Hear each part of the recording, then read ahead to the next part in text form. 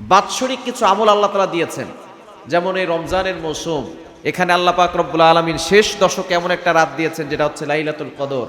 এক রাত ইবাদত করা হাজার মাসের চাইতে উত্তম, বলেন সুবহানাল্লাহ। এই রমজান হচ্ছে অফারের মাস, রমজান হচ্ছে অসংখ্য অগণিত মানুষের গুনাহ খাতাগুলো ক্ষমা করার মাস। এই রমজান আমাদেরকে আল্লাহ তাআলা দিয়েছেন অল্প সময়ের ভিতরে ইবাদত করে আমরা আমাদের গুনাহ খাতাগুলো ক্ষমা করাতে পারি এবং আমরা জান্নাতে যেতে পারি। এজন্য আল্লাহ তাআলা অল্প সময় দিয়েছেন, কিন্তু অল্প সময় ইবাদত করলে সওয়াব কম না বেশি? আরো জোরে বলেন, কম না বেশি? এই রমজানের প্রস্তুতি হিসাবে আল্লাহ তাআলা আগে একটা রাত দিয়েছেন, যে রাতটা হচ্ছে শবে বরাত। সেই রাতটা কি? শবে বরাত। এই রাতের ফজিলত অনেক বেশি। সুনান ইবনে মাজার 1390 নম্বর হাদিসের ভিতরে নবীজি সাল্লাল্লাহু আলাইহি ওয়াসাল্লাম জানিয়ে দিয়েছেন, ইন্নাল্লাহা লা ইয়াত্তালিউ ফি লাইলাতিন নিসফি মিন শাবান। এই লাইলাতুন নিসফি মিন শাবান অর্থাৎ আগামী মঙ্গলবার দিন গিয়ে যে রাতটা আসবে সেটা হচ্ছে লাইলাতুন নিসফি মিন শাবান, অর্থাৎ মধ্য রজনী। বুধবার এবং মঙ্গলবারের মাঝখানে যে রাতটা, ওই রাতটাই হচ্ছে লাইলাতুন নিসফি মিন শাবান। আমরা বলে থাকি শবে বরাত। অনেকে বলে শবে বরাত বলতে কিছুই নাই, এরকম লোক আছে না নাই? এই শবে বরাত নিয়ে একদল করে বাড়াবাড়ি, আর একদল করে ছাড়াছাড়ি। একদল বাড়াবাড়ি করে কিভাবে? তারা হালুয়া রুটি বানায়, মসজিদকে সুন্দর করে সাজায়, এরপরে পুরা এলাকা সুন্দর করে বাতি দিয়ে সাজায়, এরপরে হালুয়া রুটি না বানালে তাদের শবে বরাত পালন হয় না। এরা হলো বেশি বাড়াবাড়ি করে। আর একদল আছে ছাড়াছাড়ি করে, তারা বলে শবে বরাত বলতে কিছুই নাই, কোরআন হাদিসে শবে বরাত বলতে কিছু নাই। যারা বলে কোরআন হাদিসে শবে বরাত বলতে কিছু নাই, নামাজও তো কোরআন হাদিসে নাই, রোজাও তো কোরআন হাদিসে নাই, দুরূদ শরীফও তো কোরআন হাদিসে নাই। এগুলো কি আছে? নামাজ শব্দ কোরআনে আছে? আছে। সালাত কি আছে? রোজা শব্দ কোরআনে আছে? আছে। সাওম, সিয়াম, ইয়া আইয়ুহাল্লাযীনা আমানু কুতিবা আলাইকুমুস সিয়াম, তোমাদের উপরে রোজাকে ফরজ করা হয়েছে। সুতরাং রোজা শব্দ এটা ফার্সি শব্দ, নামাজ এটা ফার্সি শব্দ, শবে বরাত এই শব্দটাও হচ্ছে ফার্সি শব্দ। এটার আরবি শব্দ হচ্ছে লাইলাতুন নিসফি মিন শাবান। নবীজি সাল্লাল্লাহু আলাইহি ওয়াসাল্লাম জানিয়ে দিয়েছেন, এই মাসে এই রাতে আল্লাহ পাক রব্বুল আলামিন একেবারে প্রথম আসমানে এসে বান্দাদের দিকে দৃষ্টিপাত করেন। বলেন আল্লাহু আকবার। ইন্নাল্লাহা লা ইয়াত্তালিউ ফি লাইলাতিন নিসফি মিন শাবান। এই শাবান মাসের মধ্য রজনীতে আল্লাহ পাক রব্বুল আলামিন নিচে অবতরণ করে সকল মানুষের দিকে দৃষ্টিপাত করেন। এমনি তো আমরা বুখারী শরীফের ভিতরে একটা হাদিস এসেছে যে আল্লাহ তাআলা শেষ রাতে প্রথম আসমানে আসেন এবং বান্দাদেরকে ডাকতে থাকেন, কিন্তু এই শাবান মাসের মধ্য রজনীতে আল্লাহ পাক রব্বুল আলামিন সন্ধ্যার পরপরই তিনি প্রথম আসমানে চলে আসেন এবং আল্লাহ পাক রব্বুল আলামিন তার বান্দাদের দিকে দৃষ্টিপাত করেন। ফায়াগফিরু লিজামিআই খালকি, আল্লাহ তাআলা তার সৃষ্টি যত মানব আছে, যত জিন আছে, সকলের গুনাহ খাতাগুলো আল্লাহ তাআলা ক্ষমা করে দেন। বলেন সুবহানাল্লাহ। তবে দুই শ্রেণীর কোয়ালিটির মানুষকে আল্লাহ তাআলা ক্ষমা করেন না, ইল্লা লি মুশরিকিন আও মুশাহিন। যারা এক নম্বরে শিরিক করে, যারা শিরিক করবে তাদের কোনো গুনাহ আল্লাহ তাআলা ক্ষমা করবে। শিরিক আল্লাহ তাআলা সবচেয়ে বেশি অপছন্দনীয় একটা কাজ, কিন্তু এই শিরিক আমরা অনেকেই করি, জানা অজানা অনেক শিরিক আমাদের দ্বারা হয়ে যায়, ঠিক কি না? শিরিক থেকে দূরে সরে আসতে হবে। আল্লাহর সাথে কাউকে অংশীদার করা যাবে না। আপনার বউ ঘরের ভিতরে রান্না বান্না করছে, লবণ একটু কম হয়েছে, আপনি বললেন ঠিক আছে কোনো সমস্যা নাই, এই ভুল ক্ষমাযোগ্য। আর একদিন রান্না বান্না করছে, ঝাল একটু বেশি দিছে, আপনি বলবেন এটাও ক্ষমাযোগ্য, কোনো সমস্যা নাই। আপনি একটা পাঞ্জাবি ধুইতে বলছেন, আপনার বউ ধৌত করে নাই, ভুলে গেছে, এটাও ক্ষমাযোগ্য। সব ভুল ক্ষমাযোগ্য হলেও যদি একদিন ঘরে যাওয়ার পরে দেখেন আপনার বউ আর এক লোকের সাথে ঘুমায় রয়েছে, আপনি জিজ্ঞেস করলেন এটা কেন, বলে ভুলে ভুলে ঘুমায় রয়েছে আরেকজনের সাথে, এটাকে ক্ষমা করবেন? ক্ষমা করবেন? তো আল্লাহ পাক রব্বুল আলামিন আপনার সব গুনাহ ক্ষমা করবেন, কিন্তু আল্লাহর সাথে কাউকে অংশীদার করবেন, এটা আল্লাহ তাআলা কখনো ক্ষমা করবে না, ঠিক কি না? আল্লাহ পাক রব্বুল আলামিন গুনাহ সব ক্ষমা করবেন, কিন্তু আল্লাহর সাথে যদি কাউকে অংশীদার করেন, এটা আল্লাহ তাআলা সহ্য করবেন। আল্লাহ তাআলা নিজে বলে দিয়েছেন 5 নম্বর পারা 5 নম্বর পৃষ্ঠার 4-5 নম্বর লাইন, সূরা নিসার 48 48 নম্বর আয়াতে রব্বুল আলামিন বলেন, ইন্নাল্লাহা লা ইয়াগফিরু আন ইউশরাকা বিহি ওয়া ইয়াগফিরু মা দুনা যালিকা লিমান ইয়াশা। আল্লাহ পাক রব্বুল আলামিন সব গুনাহ ক্ষমা করবেন, কিন্তু যারা শিরিক করবে তাদের গুনাহ আল্লাহ তাআলা কখনো ক্ষমা করবেন না। এজন্য শিরিক থেকে দূরে সরে আসার দরকার আছে না নাই? এক নাম্বার, এই শিরিককারীকে আল্লাহ পাক রব্বুল আলামিন শবে বরাতের রাতেও ক্ষমা করবেন। দ্বিতীয় নাম্বার হচ্ছে মুশাহিন, যারা হিংসা অন্তরে পোষণ করে রাখে তাদেরকে আল্লাহ তাআলা কখনো ক্ষমা করবে। হিংসা রাখবেন না, বিদ্বেষ, হিংসা এগুলো থেকে দূরে সরে আসবেন। কিন্তু আমাদের সমাজে হিংসা এগুলো অনেক বেশি, ঠিক কি না? একজন লাইফ উন্নতি করতেছে সেটা আমরা দেখতে পারি না, একজন সে উন্নতি করতেছে, আল্লাহ তাআলা তাকে সম্পদ দিয়েছেন, আল্লাহ তাআলা তাকে নিয়ামত দিয়েছেন, এটা আমরা অনেকে সহ্য করতে পারি না। আপনার যদি নিয়ামতের প্রয়োজন হয় আপনি আল্লাহর কাছে দোয়া করবেন, আপনি তার ব্যাপারে বলবেন আল্লাহ তার সম্পদ বাড়ায় দাও, আমাকেও দাও, কারণ আল্লাহর ভান্ডার তো কম নাই, কি বলেন কম আছে? কিন্তু আমরা এই দোয়া করি না, আমরা বলি আল্লাহ তার সম্পদ তুমি কমায় দাও, তার বিল্ডিংটা ধসায় দাও, তার সম্পদ নষ্ট করে দাও, তাকে অসুস্থ করে দাও। এরকম লোক সমাজে আছে না নাই? হিংসা বিদ্বেষ এগুলো মানুষকে শেষ করে দেয়। হিংসা করবেন না, বিদ্বেষ রাখবেন না। কেউ যদি আপনাকে অপমানও করে, কষ্ট দাও, আল্লাহ তাআলার উসিলায় আপনি যদি তাকে ক্ষমা করে দেন, আল্লাহ তাআলা এই উসিলায় আপনাকে জান্নাতের ব্যবস্থা করবে। বলেন সুবহানাল্লাহ। ক্ষমা করা এটা হচ্ছে মহৎ গুণ, কিন্তু আমরা ক্ষমা করতে জানি না, আমরা হিংসা বিদ্বেষ পোষণ করে রাখি। নবীজি সাল্লাল্লাহু আলাইহি ওয়াসাল্লাম একবার এক সাহাবীকে তিনবার জান্নাতের সুসংবাদ দিয়েছেন। কয়বার? নবী সাল্লাল্লাহু আলাইহি ওয়াসাল্লাম একবার সাহাবীদের সামনে বসা, তিনি বলতেছেন এখন যেই সাহাবী মসজিদে প্রবেশ করবে ওই সাহাবী জান্নাত। সুবহানাল্লাহ বলতে পারলেন না? সাদ ইবনে আবি ওয়াক্কাস রাদিয়াল্লাহু তাআলা আনহু তিনি মসজিদে প্রবেশ করছেন, ওযু করছেন, তার দাড়ি থেকে চুল মোবারক থেকে পানি ঝরতেছে। সকলে পিছনের দিকে তাকায় আছে, কে আসে? দেখে সাদ ইবনে আবি ওয়াক্কাস মসজিদে ঢুকছেন। তো সকলে বুঝে ফেলছে এই সাহাবী জান্নাত। এবার দ্বিতীয় দিন আরো একবার নবী সাল্লাল্লাহু আলাইহি ওয়াসাল্লাম বলতেছেন এখন যে মসজিদে প্রবেশ করবে সে জান্নাতি। সাহাবায়ে কেরাম আবারও কৌতূহলবশত দেখলেন আজকে কে জান্নাতি হয়। সকলে পিছনে তাকায় দেখেন গতবার যে সাহাবীর কথা নবী সাল্লাল্লাহু আলাইহি ওয়াসাল্লাম বলেছেন সেই সাহাবীর কথাই আবারও বলেছেন, সে আবার মসজিদে ঢুকেছে। বলেন সুবহানাল্লাহ। নবী সাল্লাল্লাহু আলাইহি ওয়াসাল্লাম তিনবার আরো একদিন বলেছেন যে এখন যে সাহাবী মসজিদে ঢুকবে সে জান্নাতি। এবার সাহাবায়ে কেরাম পিছনে তাকিয়ে দেখে গত দুইবার যাকে দেখেছে এবারও সে সাদ ইবনে আবি ওয়াক্কাসকে নবীজি সাল্লাল্লাহু আলাইহি ওয়াসাল্লাম তিনবার জান্নাতের ঘোষণা দিয়েছেন। বলেন আল্লাহু আকবার। সাহাবায়ে কেরাম ছিলেন জান্নাতের প্রতিযোগিতা করতেন, কিভাবে জান্নাতে যাওয়া যাবে। আর আমরা তো সম্পদের প্রতিযোগিতা করি, অমুক একটা বাড়ি করছে একতলা, আমি করব দুইতলা, ঠিক কি না? অমুক এটা করছে, আমি করব তার থেকে বেশি। কিন্তু সাহাবায়ে কেরাম এটা করতেন না। সাহাবায়ে কেরাম কিভাবে জান্নাতে যাওয়া যায় প্রতিযোগিতা করতেন আমল নিয়ে। সে যদি কোরআন পড়ে এক পারা, সাহাবায়ে কেরাম বলতেন আমি পড়ব দুই পারা। আর আমরা টাকা পয়সা নিয়ে সম্পদ নিয়ে বাড়াবাড়ি করি। এই সম্পদের প্রাচুর্যতা, এই প্রতিযোগিতা আমাদেরকে একদিন শেষ করে দিবে। এই চাই স্বভাব আর খাই স্বভাব আমাদের শেষ হবে না যতক্ষণ পর্যন্ত এই পেট আমাদের মাটি দিয়ে না ভরবে। যখন পেটটা মাটি দিয়ে ভরবে, অর্থাৎ কবরে যাবেন, পেট মাটি দিয়ে ভরে যাবে, তখন আপনার চাই স্বভাব শেষ হবে। তার আগে আর শেষ হবে? আল্লাহ নিজে বলে দিয়েছেন সূরা তাকাসুর, আলহাকুমুত তাকাসুর হাত্তা যুরতুমুল মাকাবির। তোমাদের এই চাই স্বভাব, এই সম্পদের প্রাচুর্যতা, তোমরা যে গড়ে উঠেছো, এই যে প্রতিযোগিতা তোমরা করছো, এগুলো শেষ হবে না ততক্ষণ, কবরে ঢুকবে না যতক্ষণ। এজন্য সাহাবায়ে কেরামদের মতো হন। তারা সব সময় প্রতিযোগিতা করতেন কিসের জন্য? জান্নাতে যাওয়ার জন্য। এবার নবীজি সাল্লাল্লাহু আলাইহি সাল্লামের একজন সাহাবী চিন্তা করেছেন সাদ ইবনে আবি ওয়াক্কাস মুরব্বী সাহাবী কি এমন আমল করে আমি দেখব। তিনি চলে গেলেন সাদ ইবনে আবি ওয়াক্কাস রাদিয়াল্লাহু তাআলা আনহুর বাসায়।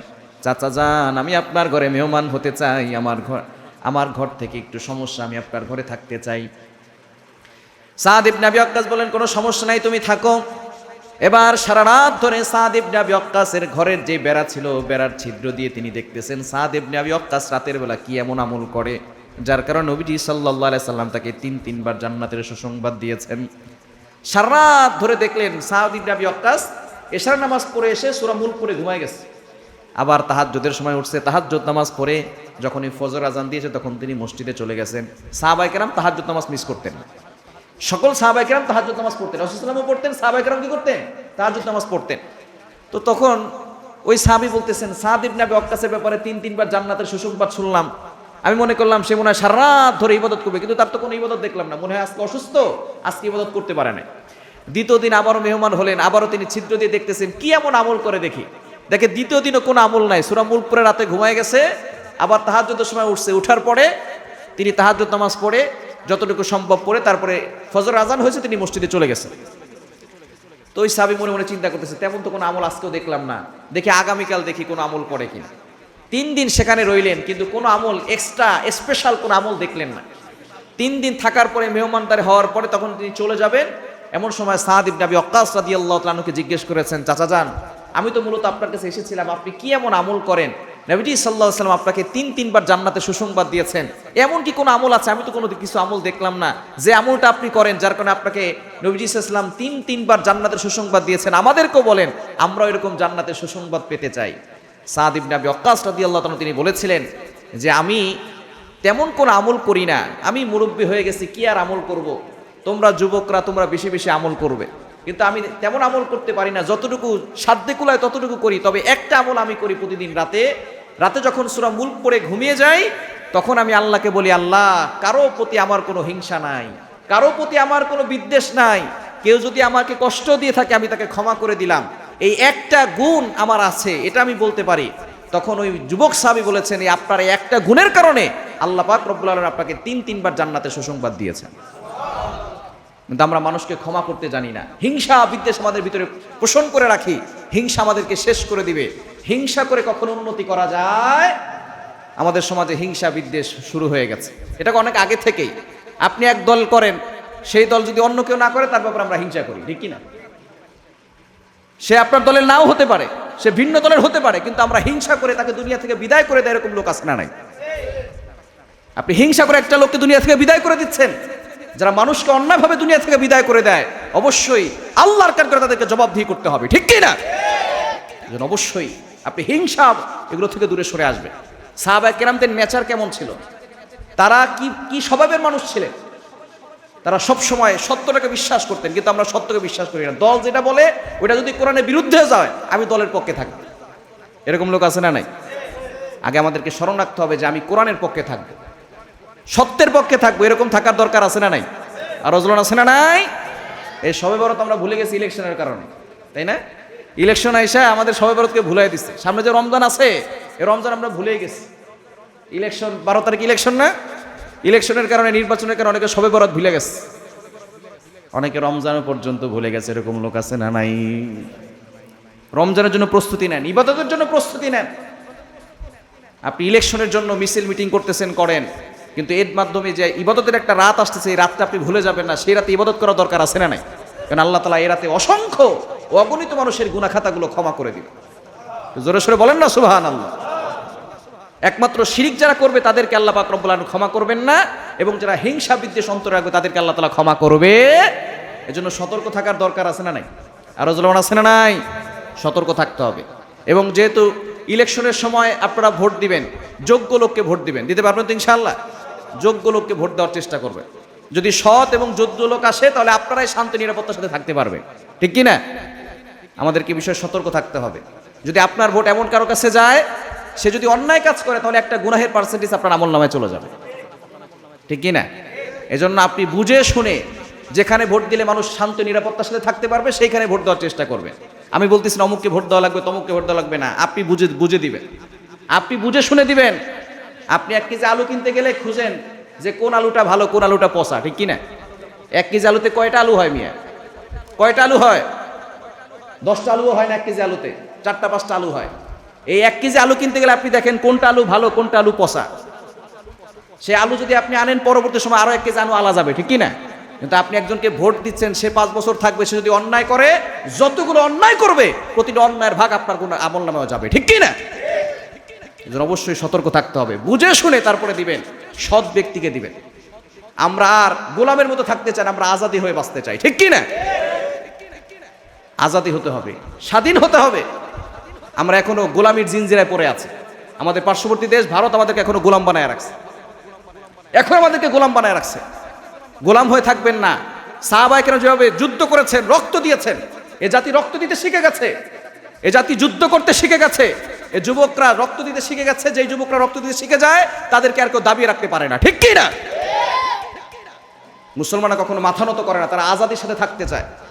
ওমর রাদিয়াল্লাহু আনহুর জীবনী পড়েন, খালিদ বিন ওলীদের জীবনী পড়েন, শুধু শুধু নাটক না দেখে, মুভি না দেখে আপনি ইতিহাস পড়েন, আপনার ঈমান জাগ্রত হবে। ভারত আমাদের দেশকে দখল করতে চায়, আপনারা বুঝতেছেন না? এই খেলা নিয়ে, সামান্য খেলা নিয়ে তারা নন ফ্যামিলি ঘোষণা করে দিয়েছে যে বাংলাদেশ আমাদের ফ্যামিলির ভিতরে না। কোথায় আছেন আপনি? আপনি মনে করছেন ভারত আপনার উপর আক্রমণ করবে না? পাকিস্তানের সাথে কয়বার আক্রমণ করছে? চায়নার সাথে তারা যুদ্ধ করে ফেলছে অলরেডি। যে কোনো সময় ভারতের আক্রমণ করতে পারে, তবে আমাদেরকে প্রস্তুতি নেওয়ার দরকার আছে না নাই? কি বলেন, আছে না নাই? তারা মনে করতে পারে আমাদের ছোট দেশ, কিন্তু এ দেশের মানুষগুলো খুব দেশের প্রতি ভালোবাসা এবং দেশের প্রতি, জন্মভূমি, মাতৃভূমির প্রতি ভালোবাসা আমাদের আছে না নাই? আরো জোরান আছে না নাই? এই ভালোবাসা রাখবেন। এটা হচ্ছে হুব্বুল ওয়াতন, দেশের প্রতি ভালোবাসা। দেশের স্বাধীনতা রক্ষা করার জন্য 71 সালে আমাদের বাপ দাদারা রক্ত দিয়েছে। নতুন করে যদি আবার স্বাধীনতা রক্ষার জন্য রক্ত দেওয়ার প্রয়োজন হয়, কারা কারা প্রস্তুত আছেন? তো হাত আল্লাহকে দেখান। আল্লাহ তাআলা সকলকে কবুল করেন, সকলে বলেন আমিন। আরো জোরে বলেন আমিন। তারা আমাদেরকে ভয় দেখায়, বাংলাদেশ দখল করব, এটা করব, সেটা করব। আমরা তাদেরকে বলতে চাই, তোমরা যেই গরুর মুদ খাও আমরা সেই গরু পুরাটাই খেয়ে ফেলি, ঠিক কি না? এই মুদ খাওয়া জাতি তারা আমাদেরকে আগ্রাসন চালায়, আমাদের উপর আধিপত্য বিস্তার করতে চায়। এই ভারতে 700 বছর ধরে মুসলমানরা শাসন করেছে, ঠিক কি না? সেই মুসলমানদের উপর তারা এখনো নির্যাতন করতেছে ভারতে। তারা মনে করে শুধু বাংলাদেশ আর পাকিস্তানে শুধুমাত্র মুসলমান আছে, অন্য কোনো দেশে মুসলমান নাই। কাতারে তারা আক্রমণ করতে পারে না, সৌদি আরব আক্রমণ করতে পারে না। তারা শুধু বাংলাদেশের উপরে মনে করে আর পাকিস্তানের উপরে মনে করে যে তারা মুসলমান আছে। কাতারে আক্রমণ করলে যে তাদের লোকগুলো কাতারে থাকে, তাদের সমস্যা হয়ে যাবে, সেখান থেকে বের করে দিবে, যেন কাতারে তারা আক্রমণ করতে যায় না, সৌদি আরবে আক্রমণ করতে যায় না, শুধু পাইছে ভারতকে আর পাকিস্তানকে। তা আমরা তাদেরকে বলে দিতে চাই, আমাদের কাছে অস্ত্র সংখ্যা কম হতে পারে, আমাদের কাছে সৈন্য সংখ্যা কম হতে পারে, কিন্তু আমাদের কাছে একটা দামি জিনিস আছে, তার নাম হচ্ছে ঈমান। তার নাম কি? ঈমান নিয়ে যদি সামনে অগ্রসর হন, আল্লাহর শক্তি যদি আমাদের সাথে থাকে, শুধু বাংলাদেশে নয়, দিল্লির লাল কেল্লায় কালিমার পতাকা পথ উড়বে, ঠিক কিনা বলেন? একদম ঈমানকে শক্তিশালী করতে হবে। আমরা আজাদি হতে চাই, আমরা গোলামের জিনজিরা আর পরে থাকতে চাই। সাহাবায়ে কেরাম যুদ্ধ করেছেন। এই আজাদি কখনো ভিক্ষা দিয়ে আসে না। আপনি ভিক্ষা করে কখনো আজাদি নিতে পারবেন না, আপনি কথা বলে আজাদি নিতে পারবেন না। যদি আজাদি আনতে হয় আপনাকে রক্ত দিতে হবে, রক্ত দিয়ে তারপর আজাদি আনতে হবে। এজন্য সবসময় চেতনা থাকবে। ইমানদার কিসের ভয় পাই আমরা? আমাদের তো কোনো ভয় নাই।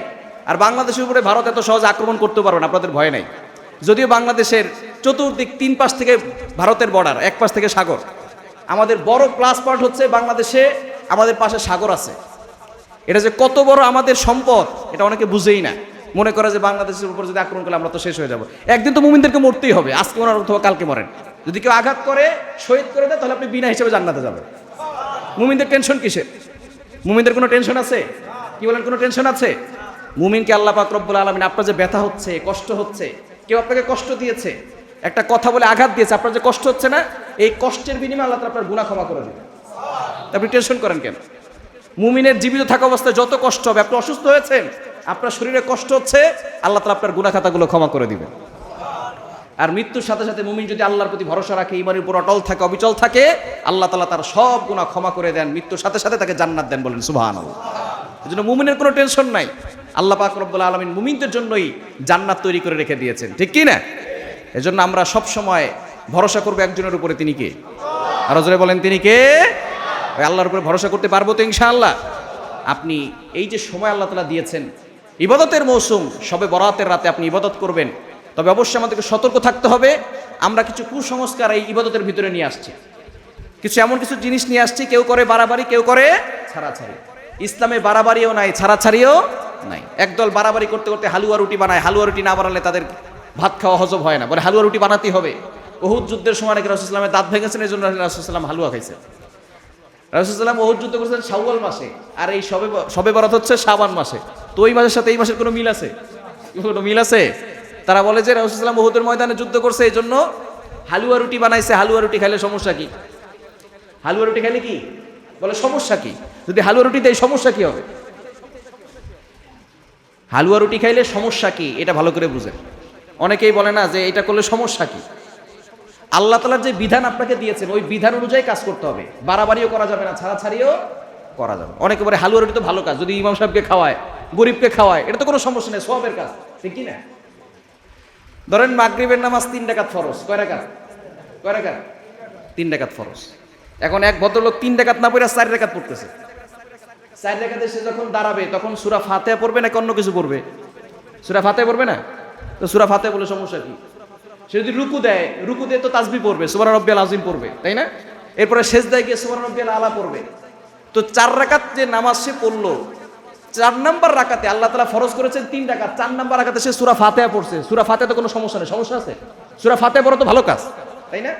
সূরা ফাতিহা পড়া ভালো কাজ, সওয়াবের কাজ। কিন্তু সে যে 3 রাকাত না পড়ে 4 রাকাতে দাঁড়ায় সূরা ফাতিহা পড়লো এবং অন্যান্য যেই তাসবিহগুলো পড়লো, বলেন তো তার নামাজ কি আদায় হয়েছে?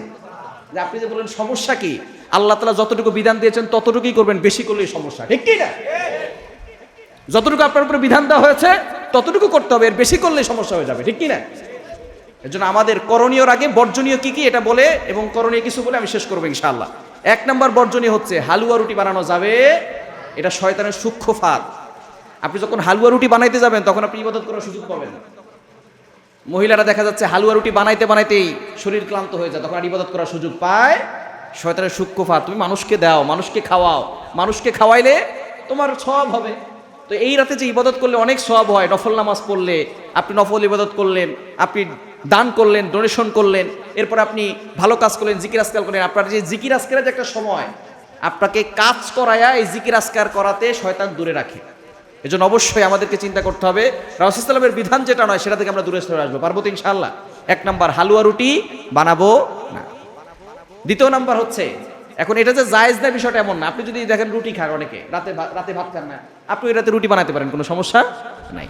তবে এটা মনে করা যে এটা সওয়াবের কাজ, এটা সওয়াবের কাজ মনে করে যারা রুটি বানাবে, হালুয়া বানাবে, মানুষকে বিতরণ করবে, এটাই বিদআত হবে।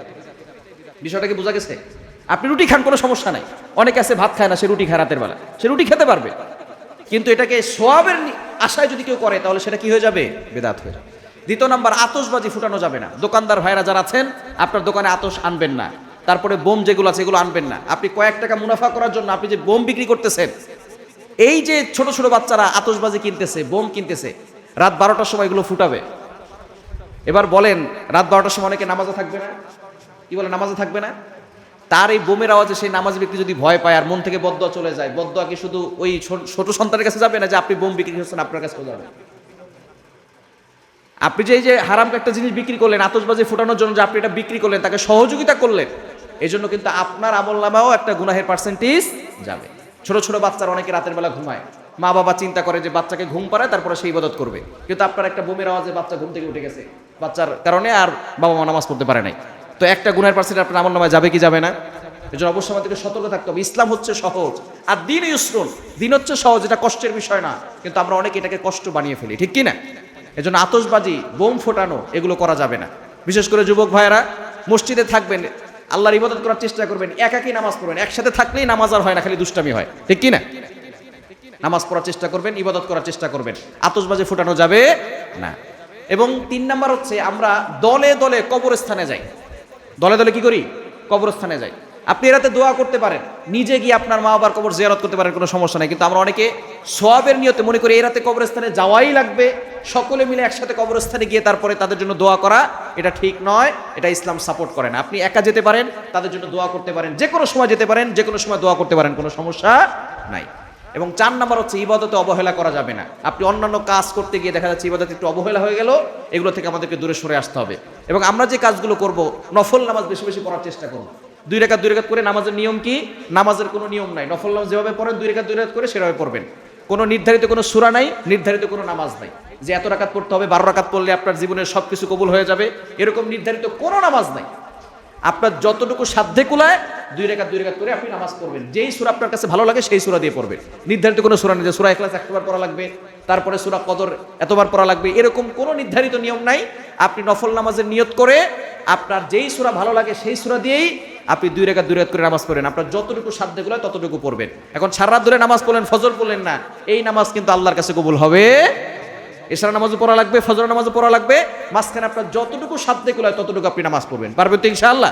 তবে নামাজ পড়ার চেষ্টা করবেন, নামাজ পড়ার চেষ্টা করবেন যতটুকু আপনার সাধ্যে কুলায়, 2 রাকাত 2 রাকাত করে আপনি পড়বেন।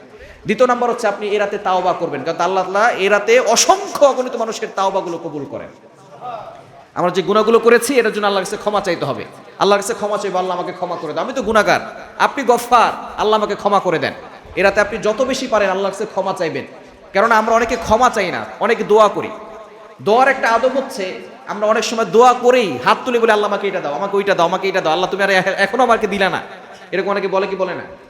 আপনার গুনাহ আছে, অনেক গুনাহ করতেছেন, এই গুনার জন্য আপনি আগে ক্ষমা চেয়ে নেবেন, আল্লাহ আমাকে ক্ষমা করো, আমার তো অনেক গুনাহ আছে, আল্লাহ আমাকে ক্ষমা করে দাও।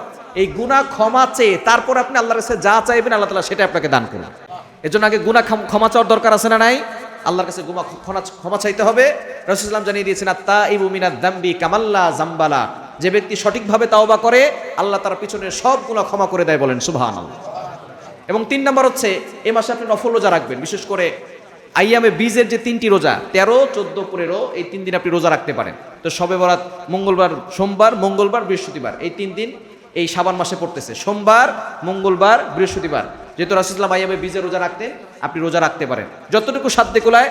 যদি 2টা পারেন 2টা রাখবেন, একটা পারেন একটা রাখবেন, কেননা সামনে রমজান আসতেছে, এটা একটা রমজানের প্রস্তুতি হয়ে যাবে, ঠিক কি না? এবং 4 নাম্বার হচ্ছে জিকির আজকার করবেন, কোরআন তেলাওয়াত করবেন, রাতভর আপনি কোরআন তেলাওয়াত করবেন, জিকির আজকার করতে পারেন এবং আপনি দান করার চেষ্টা করবেন, যতটুকু পারেন আপনি আল্লাহর জন্য খরচ করবেন। এরাতে আল্লাহ পাক রব্বুল আলামিন অসংখ্য অগণিত মানুষের গুনাহ খাতাগুলো ক্ষমা করবেন, যাতে করে আল্লাহ তাআলা আমাদেরকেও ক্ষমা করেন। এ বিষয়ে আল্লাহর কাছে ক্ষমা চাইতে হবে, আর যত বেশি পারেন দান করবেন। দান করলে আস-সাদাকাতু তুতফি গাদাবার রব্বি ওয়া তাদফাউ মিতাতাসু। আল্লাহ পাক রব্বুল আলামিন কোন ব্যক্তির উপর যদি রাগান্বিত হয়ে যান আর সে যদি ডোনেশন করে, দান করে, আল্লাহ পাক রব্বুল আলামিন তার প্রতি খুশি হয়ে যান, বলেন সুবহানাল্লাহ। এজন্য দান করা দরকার আছে না নাই?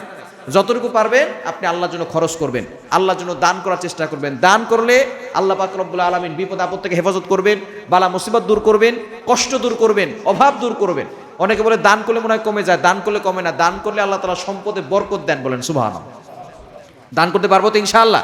সুতরাং আমাদের এই বর্জনীয় কাজগুলো, আমরা এগুলো থেকে দূরে সরে আসবো এবং করণীয় কাজগুলো, নামাজ পড়বো, নফল নামাজ পড়বো, নফল ইবাদত যেগুলো আছে সেগুলো করবো, কোরআন তেলাওয়াত করবো, জিকির আজকার করবো এবং দান করার চেষ্টা করব। আল্লাহ তাআলা আমাদের সকলকে এই শবে বরাতে বেশি বেশি করে আমল করার তৌফিক দান করেন, সকলে বলেন আমিন।